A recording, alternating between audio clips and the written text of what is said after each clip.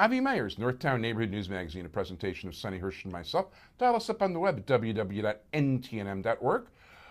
You can check us out on YouTube at, through all our shows are on YouTube through the site. As a matter of fact, that's how our next guest, I think, found us.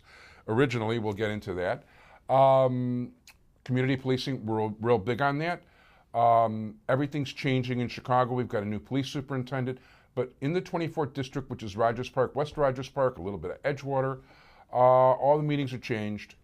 And now in West Rogers Park, the 2410 sector, all the meetings are on the second Thursday of the month. The idea is to allow both the community policing sergeant and officer to be able to attend every single meeting. So at 5 o'clock is 2411, which is Pratt to Howard, Kesey to Ridge. 6 o'clock is 2412, which is Devon to Pratt, Kesey to Ridge. And 2413 is Devon to Peterson, Kesey to Ridge. That's at 7 o'clock. In any event, it is a pleasure to introduce you to somebody I met through Facebook, YouTube, whatever. Love the way the world works these days. Stan Zoller, how you doing? Good, Abby. Good to be here. Good, and we actually met over a Lisa Stone interview I did. That was it. That was back in, I believe, in November. Right, and basically that, of all things, which really surprised the hell out of me, is the single most watched one-on-one interview I ever had. And okay, she's good looking, but she's not that good looking. It's an issue. Besides from the fact that she's really promotes her stuff. I mean, everybody seems to know her and everybody seems to have interesting opinions of her, but I don't have to get into that. But the fact is, it turned out that you've got your background's in the newspaper business. That's right. I spent about 20 years in the media, Pioneer Press, learning newspapers.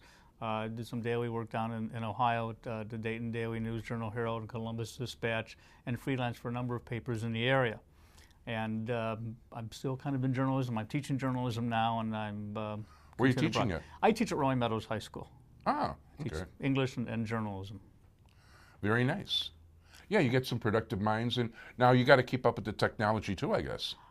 We do. A lot of it changes. In fact, I tell the kids when we get to the technology section of the journalism books that this book is basically outdated and has been outdated for 6 months. That's how quickly technology changes. We're doing more, of course, on the web. The kids have a Facebook page. We have Twitter accounts. Any ways to keep our readers engaged. My kids, and I'm very fortunate, given the choice to go full color and have a really sexy newspaper, they said, no, we'd rather save the money and go more pages and do more coverage. So I've got a really good group of journalists on my staff. And I say journalists as opposed to high school journalists because my basic philosophy is I don't teach high school journalism.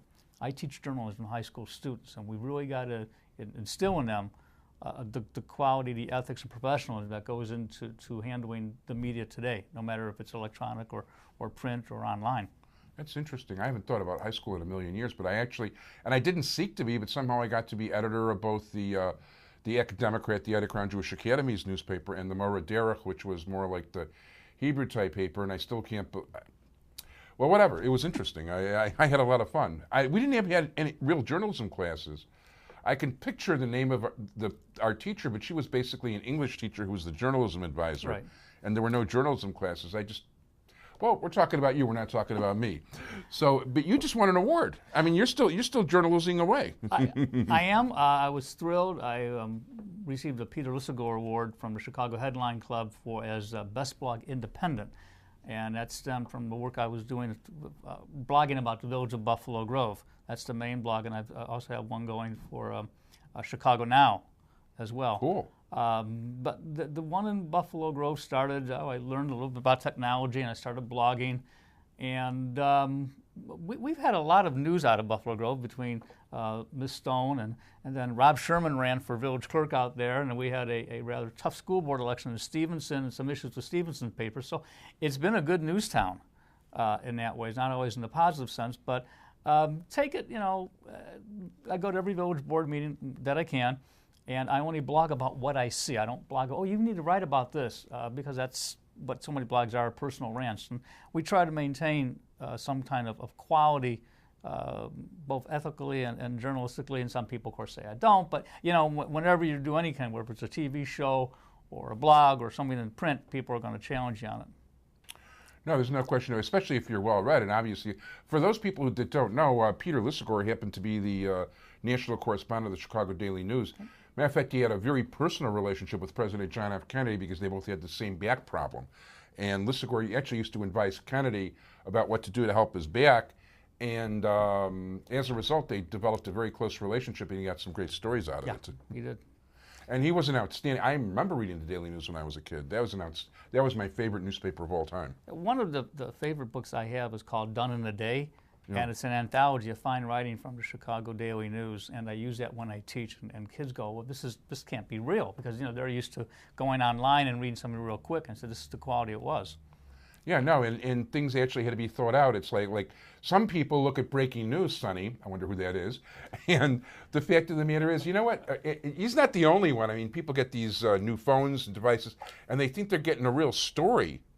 And all they're really getting on the web is the first version of something that in a real newspaper would have been written over the course of the next few hours or the next few days and checked out thoroughly. Well, and that's the role now of the newspapers, as I discussed with an editor last summer, is we used to be first responders. Yeah. Now we're fourth responders. And you pointed it out, they get it on their smartphones or on the web, and they get the initial hit.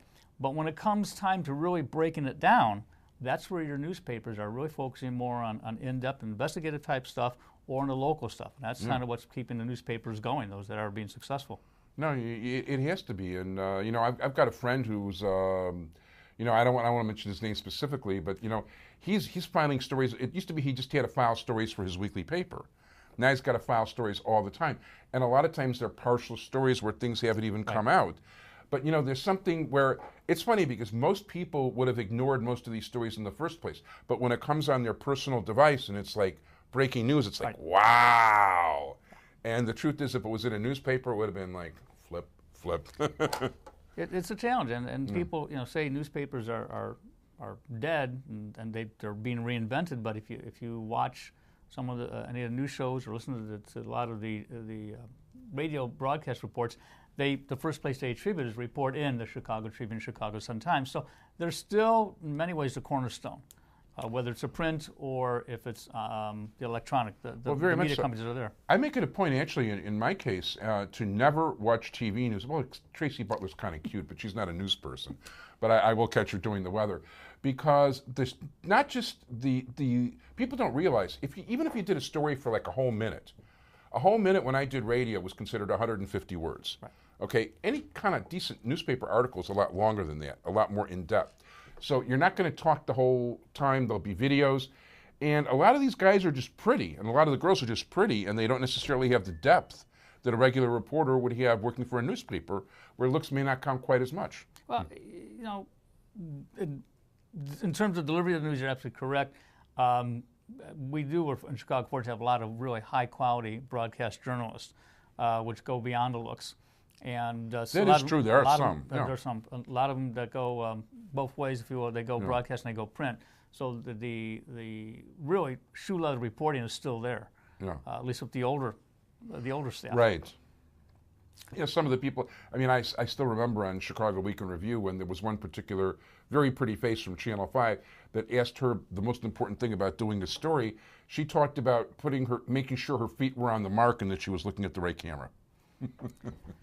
It's a different kind of media, but with the print media, and especially we see this in the high school level, it's fundamentals. And I know I tell my kids you need at least two sources, and you need to dig and then just keep at it. And they've gotten very good at that. In fact, it's hard for them to even get to post something on the web because they want to keep writing. Cool. No, it's good because you never know. I know myself that if I would have posted first impressions on certain stories, if I was in that situation, I would have been wrong a number of times. That's the joy of print. You got a chance to really look at it before it goes, and if you're broadcast, you make a mistake, you're shot down real quick. So. Definitely. Well, people want to read your blog. The one about Buffalo Grove is called Gaggin, Gaggin, in the Grove, blogspot.com. And the other one right now is called Suburban Scene. That's on Chicago Now. I will be changing that one because Suburban Scene was just so tight. I want to broaden my nature of what I want to write about than just things in the suburbs, whether it's schools or politics, whatever, and that's going to give me greater leeway. Oh, so you can always Google my name. I show up. Okay, and spell your name for everybody. Stan, S-T-A-N. His last name is Z-O-L-L-E-R. And actually, now that I think about it, your name is right under the screen. I just haven't put it there yet. Anyway, Stan Zoller, thank you very much for being here. I'm glad we met. You'll have to come back and we'll have more conversations about journalism. Sounds like a plan. Okay, great. Thank you so much, everybody. Thank you for joining us. Bye.